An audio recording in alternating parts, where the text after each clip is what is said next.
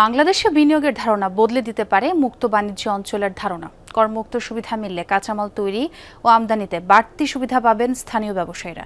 তাই দ্রুত এই সিদ্ধান্ত বাস্তবায়নের পক্ষে সবাই।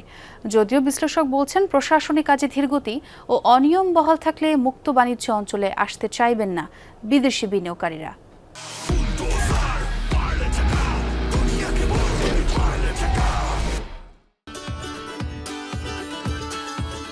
আধুনিক ফ্রি ট্রেড জোনের ধারণা শুরু 1959 সালে। তখন আটলান্টিক পাড়ি দেওয়ার আগে যাত্রা বিরতি দেওয়া হতো আয়ারল্যান্ডের শ্যানন বিমানবন্দরে। কিন্তু জেট বিমানের ব্যবহার শুরুর পর ওই বিমানবন্দর থেকে জ্বালানি নেওয়া বন্ধ করে দেয় এয়ারলাইন্সগুলো। বিমানবন্দর কেন্দ্রিক ব্যবসা ধরে রাখতে তখন শ্যানন ফ্রি জোনে শুল্কমুক্ত ব্যবসার সুযোগ দেয় আয়ারল্যান্ড। তাতেই চাঙ্গা হয় দেশটির অর্থনীতি।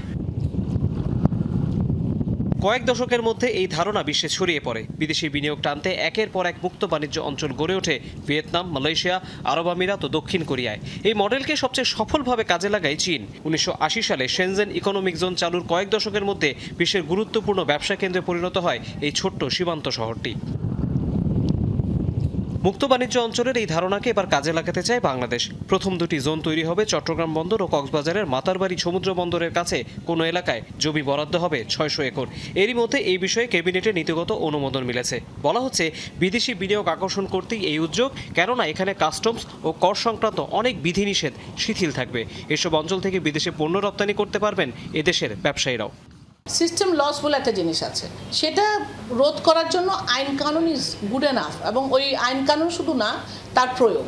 এবং এখন অটোমেশনের যুগে কেন নিচ্ছে, কী কাগজপত্র দেখাতে হবে এবং কী কাগজপত্র জমা দিলে এই ধরনের কাজ করতে পারবে না, তাহলে আমরা এটা বুঝে যেতে পারবো যে who is entitle to get the facilities of the free trade zone and who is not.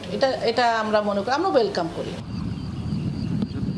তবে এই মডেল নিয়ে বিতর্ক রয়েছে। অনেক দেশে ফ্রি ট্রেড জোন বিদেশি বিনিয়োগ আনতে সফল হলেও স্থানীয় শিল্পের সঙ্গে বৈষম্যের অভিযোগ রয়েছে।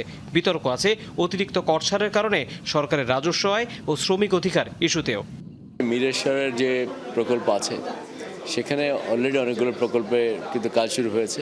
আরও হয়তো 40-50টা প্রকল্প প্রোডাকশনের জন্য রেডি হচ্ছে। কাজে কিছুটা পজিটিভ আমাদের সামনে আমি বলবো যে ধারা আছে।